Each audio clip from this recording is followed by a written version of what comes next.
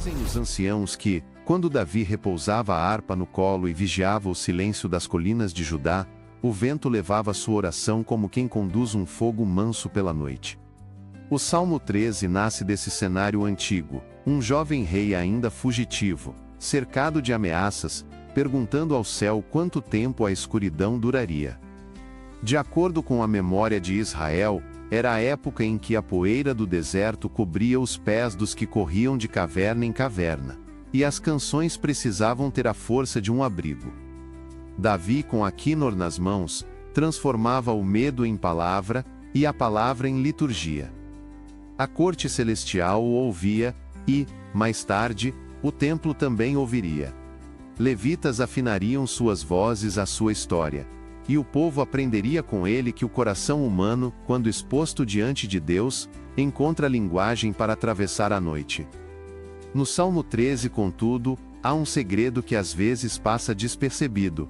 Ele é um poema curto que atravessa a distância entre o abismo e o amanhecer. Começa com "Até quando, Senhor?", repetido como o martelar de um ferreiro espiritual, golpeando o ferro da dúvida até que surja a forma da confiança. Até quando esconderás de mim o teu rosto? Até quando terei tristeza no coração? Até quando se erguerá o inimigo? Nesse refrão de anseios, o salmista põe diante de Deus suas feridas sem máscaras. O hebraico traz o peso da palavra nefesh, a vida interior que suspira, e invoca a Hesed, a misericórdia fiel do Altíssimo. Davi teme perder a luz dos olhos, expressão que os antigos usavam para falar da vitalidade, do ânimo. Ainda assim, do fundo do clamor desponta um broto de louvor. Eu confio na tua misericórdia, o meu coração se alegrará na tua salvação. Cantarei ao Senhor, porque tem feito muito bem para comigo. Ali, na curva final do salmo, a lamentação se transforma em louvor e gratidão, como se a harpa mudasse de tom antes de terminar a melodia. Essa virada é mais que um recurso poético, é revelação espiritual. Davi não espera a paz chegar para louvar, ele semeia a gratidão no solo da inquietude. O louvor não parte de uma vitória conquistada, mas de uma confiança reacesa. Gratidão, aqui, não é apenas lembrança do que foi, é esperança iluminando o que virá. É como se o salmista entregasse a Deus o mapa rasgado da sua vida, e com voz ainda trêmula dissesse: Eu te louvarei, porque tu és fiel, e isso já é suficiente. O Salmo 13 ensina que louvar não é negar a dor, mas escolher, dentro dela, a direção do olhar. Há uma intimidade corajosa no modo como Davi fala com Deus, uma sinceridade que abre espaço para a graça soprar de novo.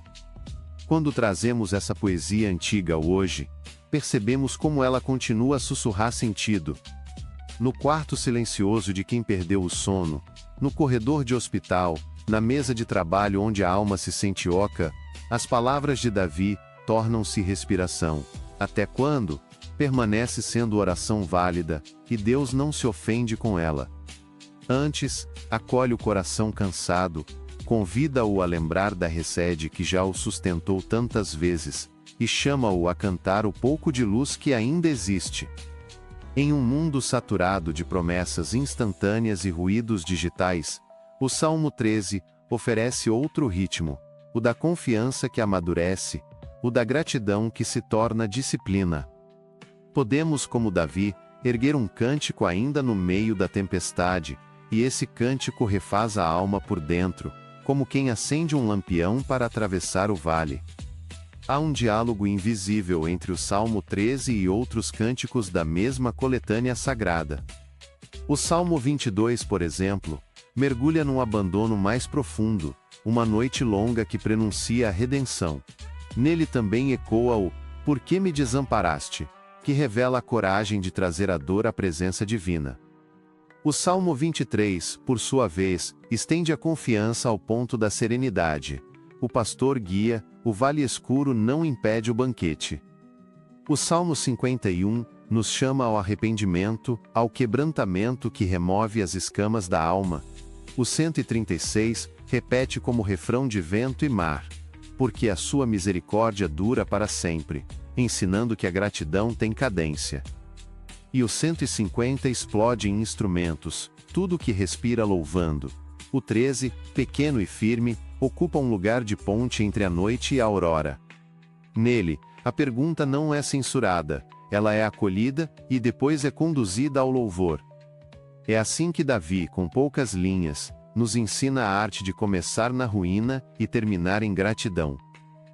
Historicamente, esses salmos foram orações do povo em assembleias, peregrinações e festas, mas também foram confidências sussurradas nos cantos de casas humildes. A tradição diz que Davi e Asaf, os filhos de Corá e até Moisés deixaram marcas nessa antologia de almas.